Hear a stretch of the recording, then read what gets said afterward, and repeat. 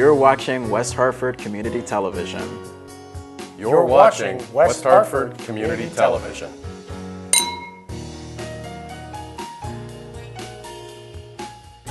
For the community, by the community. Now here's a Jeopardy question. Who graduates Vassar with an elementary education certification, decides to be a lawyer, never becomes an elementary school teacher, never becomes a lawyer, eventually buys a small technical school with about 4 students, which today is Goodwin College? I'm Pat Kazikoff. You're watching Shalom Hartford. Stay with me, and we're going to meet that man, Mark Scheinberg.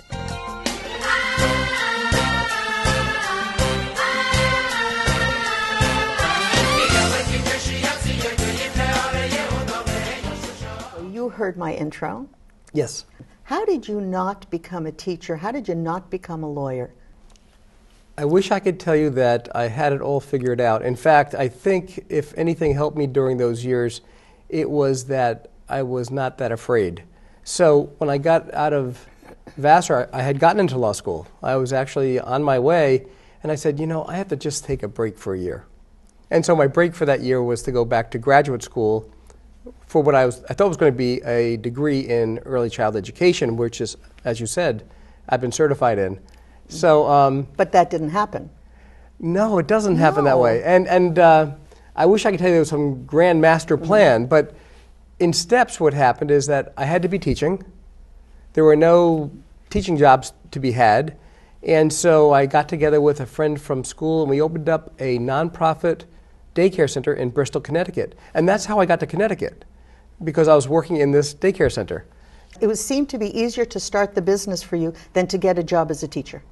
Yeah, it's funny. The process of doing that did not throw me, or most of those things don't throw me that much. And it was sort of an adventure. So we opened that daycare center. And then what happened from there? Well, I did that for 6 months. And first of all, I don't remember ever taking a paycheck from it because it was a brand new little nonprofit center. Right. And so after the 6 months when I had my time in, I had to go find a real job. And my real job was at Moore School of Business in Hartford, Connecticut. I was an admissions officer. And you were a good one, I heard. Oh, I loved it. It was so nice because you were dealing with people who needed to do something different and better in their lives. And the job was not to tell them things, but just to listen to them and find out what their dreams were and try to plug that into. So how did that translate into you buying this little school data institute that had 4 students? How did that translate?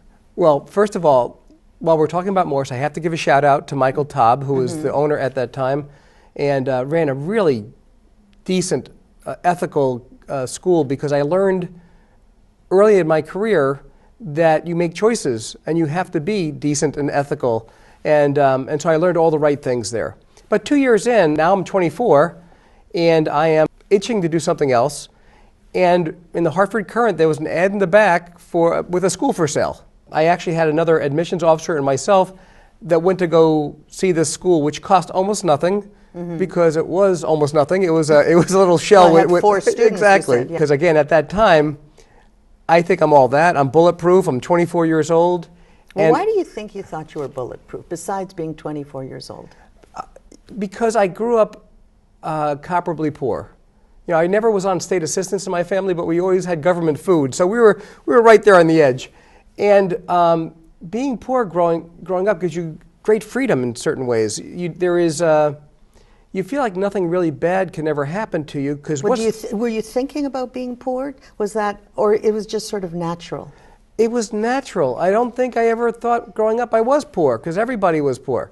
But in the process, if you think, what's the worst thing that's going to happen? Let's say this thing blows up.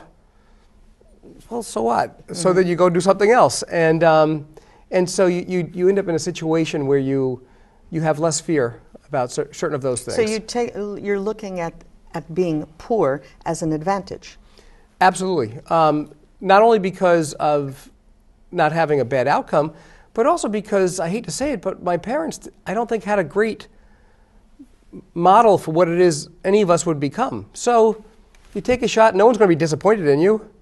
They can't believe you're trying out something, and if it doesn't work out, no one's upset. And it seems that they're not giving you, you talk about the parents of today, there's like a lot of guidance and they call them helicopter parents. It didn't seem like you were brought up with parents who really had a lot of input in what you're going to do, how you're going to do it, where you should go to school, why you should go to school. My parents had no idea where I was most of the time. I don't think this is a good way to bring up kids. It's not the way I bring up kids, but my parents both worked.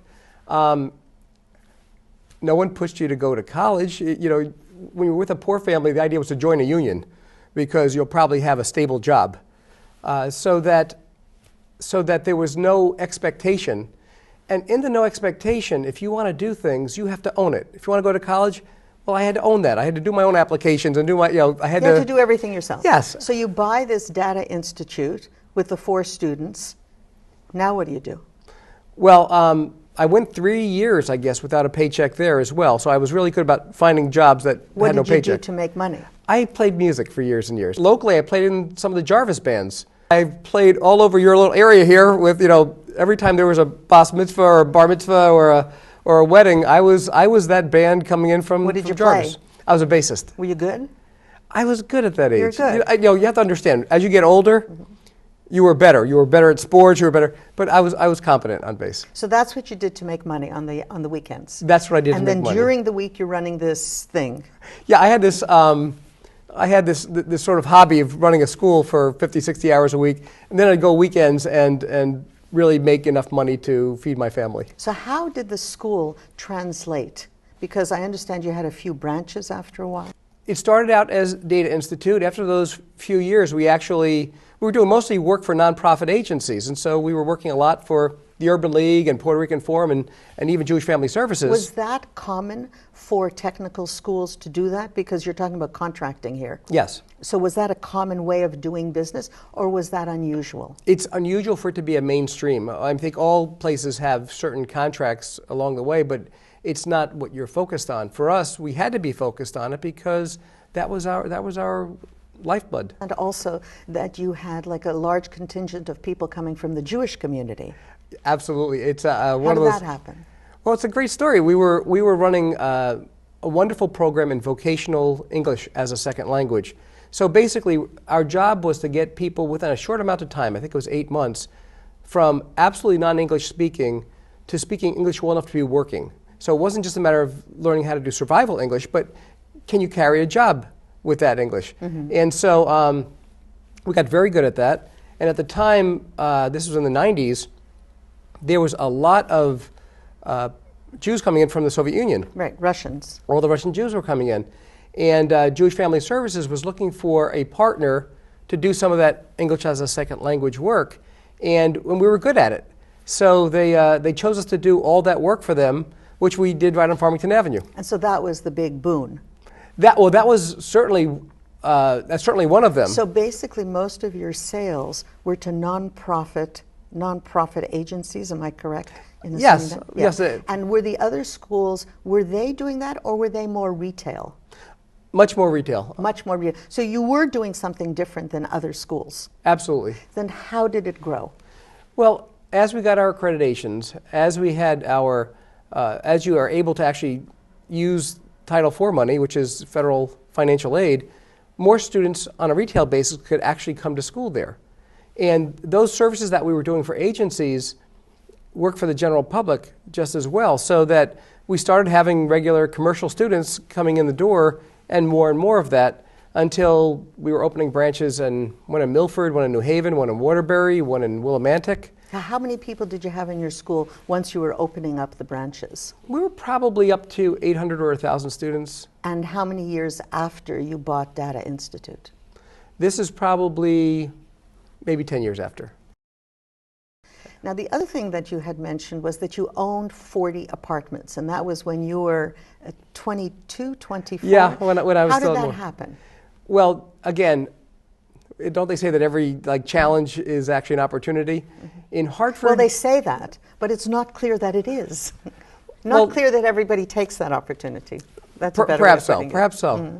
But in the late 70s, early 80s, you could not get a bank loan for any building in the city of Hartford. They had redlined the area, and I don't know the legality of that, but the fact is you could not get a bank loan for apartments in Hartford.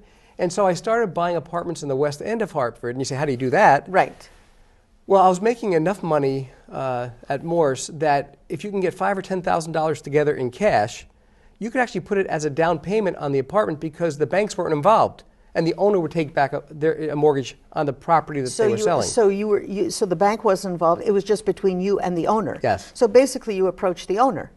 Right. In many cases, the owner had the ad in the newspaper, or after a while, they got to know that you were doing this, and so owners would. And so we're talking about $10,000 is not a lot of money, but you had that $10,000 because of your business, because of Data Institute. No, I actually had the $10,000. This is before Data Institute, so the $10,000 was just because I was working at Morse, and I didn't have any need to buy a new car or buy a nice apartment or whatever. You lived,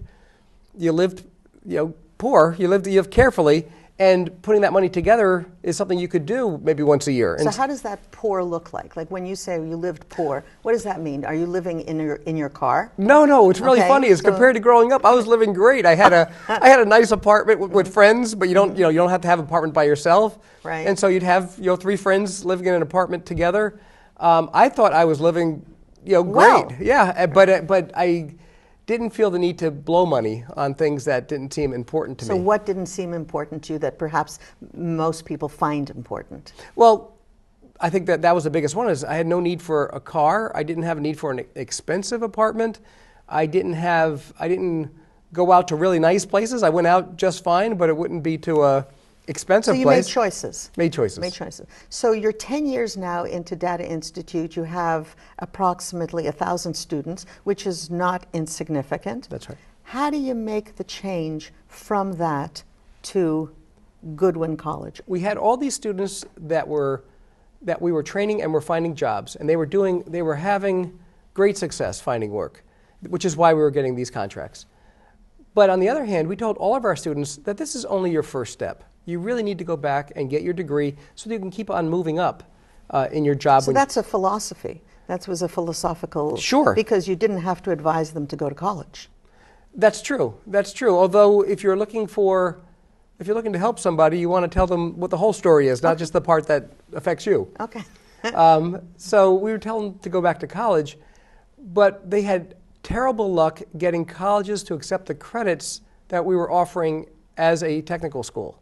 So they would take all these programs with us and then go to the college and start from scratch again. They'd be back in Accounting 101 when they had taken 6 levels of accounting already, but they had to start from scratch. So how did you get, I'm assuming that then you had to get certified as a college. Right. We decided that if the credit is going to mean anything, it has to be college credit.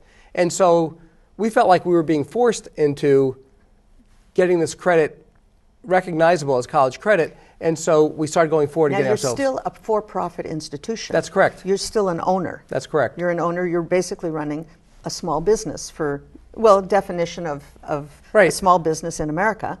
That's right. what you would be. How did you get certified? As a college. How? Even that is interesting.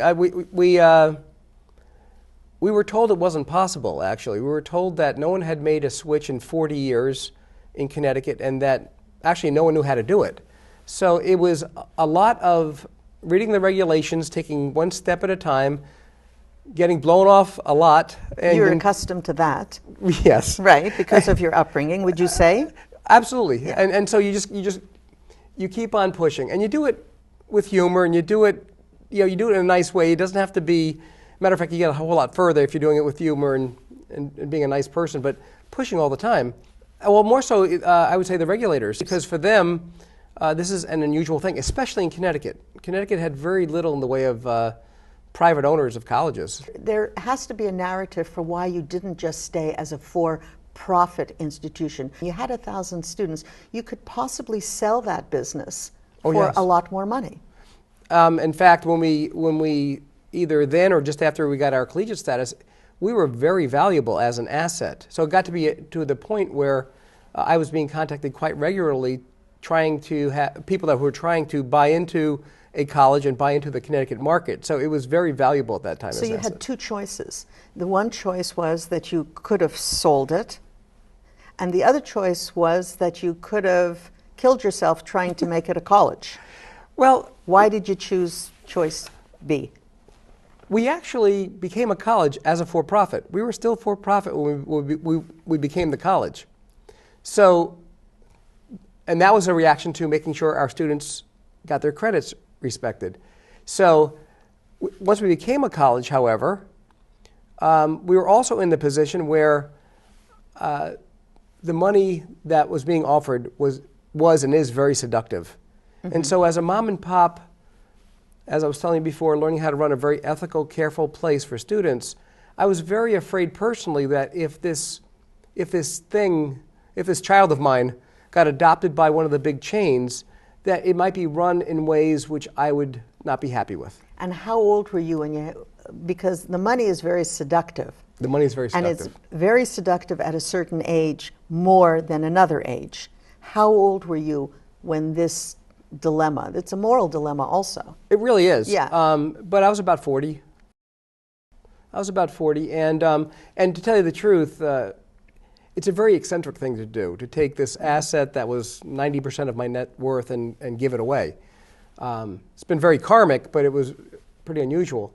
And so, to tell you the truth, I give most of the credit to my kids and my wife and kids, because I had to sit them down and say, okay, I'm not sure what you think your birthright is in this asset that's worth, tens of millions of dollars. But would you be okay if I give it away? And this is my reasoning. And so by giving it away, it created, from a business sense, a poison pill, because now could not be bought and sold. Now could not be sold to a chain either by me or by any of my kids or their kids. So it became something that would no longer be looked at that way. And so your kids must have been around 20 at that time? Yes, they 20-ish? were. Yeah. What was their answer?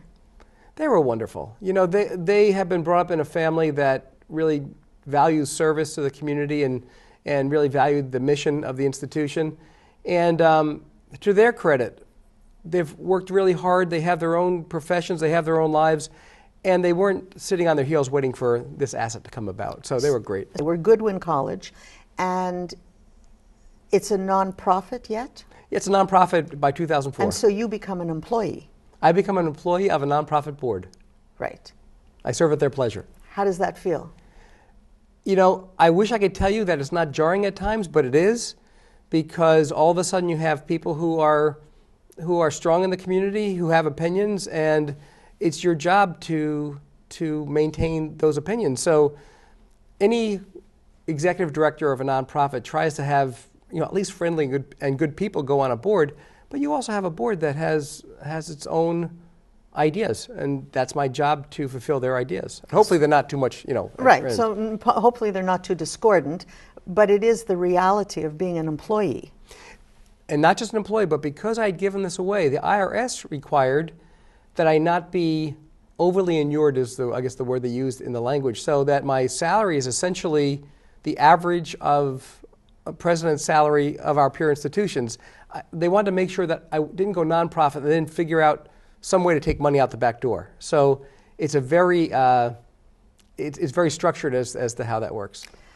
So we talked a little bit about your upbringing, and you told me that your father was Jewish. Your Yes. name is Scheinberg, and your mother was not, and you were brought up in a Christian atmosphere. There That's weren't correct. a lot of Jews where you lived. This concept that you're talking about, you made a very big decision when you became an employee as opposed to an owner. It's very unusual. And my question to you is, even though you mentioned that you didn't have a Jewish education, you weren't brought up with Jewish people, do you think now, looking back, you're in your 60s, did the Jewish thing have something to do with it on some level, maybe? Well, first of all, we'll never know exactly. We'll never know exactly. But I will tell you that there were certain cultural things that I did get from my father. There's certain appreciation of diversity. I mentioned to you one of my proudest moments is finding out that my dad in the 40s was on a bus in Washington fighting the Jim Crow laws back before anyone had any clue that there was a problem in them. So that there's a way of looking at the world, I think, actually, that is not only religiously Jewish but culturally Jewish. And so a lot of that, I think, I give my father credit for that. I give even being in New York some credit for that. There is a sense of that. And What did your father do for a living? My dad was a carpenter. And later in life, he worked at Grumman Aircraft. So he was a hardworking guy who needed a lot of extra hours, so he'd work 6-7 days a week. The name of the program is Shalom Hartford. Yes. So we're a little Jew-centric here. So do you have any sort of thoughts about how this Jewish thing plays into your life now? Oh, absolutely. This is a great time to sort of revisit this part of my background that I don't think I fully comprehended years ago. I didn't know it was there. And so I'm finding myself enjoying, sharing Jewish rituals with friends of mine and learning parts of things that I did not know was part of me. And absolutely, I will tell you, my guess is that if you're Jewish and you're doing Jewish things, it is taken for granted because it is just what it is. When you're doing it on purpose, there is this extra appreciation for understanding what your purpose is, what the thought of the holidays are, it's been a great way to revisit this thing that I missed when I was growing up. So it sounds like you like it. I like it. Yeah, you like it. Absolutely. Okay. And what a great Jewish community we have here, because people, even with the college, are so generous and helpful to us. All the names that everyone knows, whether it's Jeff Hoffman or Alan Lazowski or on and on and on. These are people that give of themselves every day. You're telling a story that's extremely entrepreneurial, even though you chose at quite an early age, like in your 40s, to become an employee. It's an unusual story. And you're telling a story of change. First you went to the elementary education, and then you wanted to be a lawyer. You didn't become a lawyer. And then you became a for-profit institution, then a not-for-profit institution. It's a lot of change. You have a lot of people coming to your school now. You have approximately 5,400 students. 5,400 students. It's a lot of people. And all those students, your institution it's a professional-based institution that you're training kids to work. That's correct. You're not training them to be in La La Land. Well, I don't know if anyone is trying to do that, but certainly we expect all of our students at the end that we're going to be able to help them find jobs. So your story, how would you share your story with one of your students? Like, how do you encourage your students to see that, as you said, poverty is an advantage? Well, it's funny. We all talk, not just me, but I think anyone at the college talks to our students that we're all just in a different place in the same path. That everyone's trying to find their way, everyone's trying to do something better, and everyone will make it. And once you make it, what are you doing for someone else? And so I'm very lucky. In many ways, I've had successes beyond I could ever have imagined. And so now it's a matter of service. Now it's a matter of giving back. Now it's a matter of paying it forward to the next group so that they can do some of what I've done. You know Daniel Coleman's book, Emotional Intelligence. Yes. I assume that you read a lot of that kind of stuff. So what part of you do you think is nurture or nature, emotional intelligence? What part of you is just from you, or what part of you was encouraged by somebody or something else? Well, I think that it happens in bites. I don't think people are 100% emotionally intelligent when they start out, and I think your relationship with the world really does enhance your emotional intelligence, so that I'm so very aware of the blessings I've been given. You mentioned Vassar. I went there on a scholarship. Other people gave of themselves so that I would be able to get to where I am. And so there is a deep sense of gratefulness for everything that's happened to me in my life. And I think that when you're grateful, I think it makes all the difference. So in a very small answer, nurture or nature for Mark Scheinberg? I really think it's a lot of nurture. Nature. I really do think so. I think that you're twisted in a certain way, certainly, and how you react to things is up to the individual. But you're taught to do that. You're taught to react the way you do.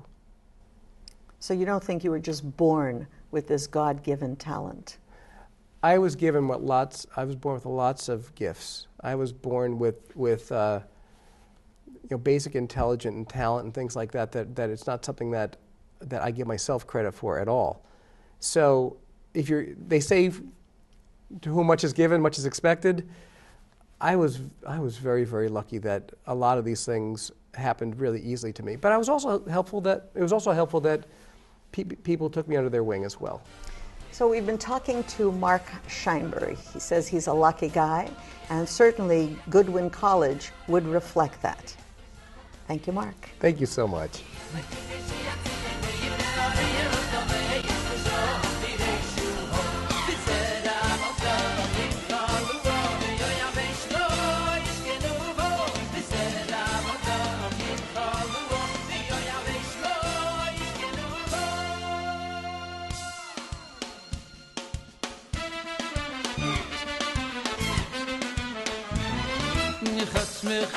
خاطش می خودی نشه بات که دوباره خاطش می خودی نشه بات که دوباره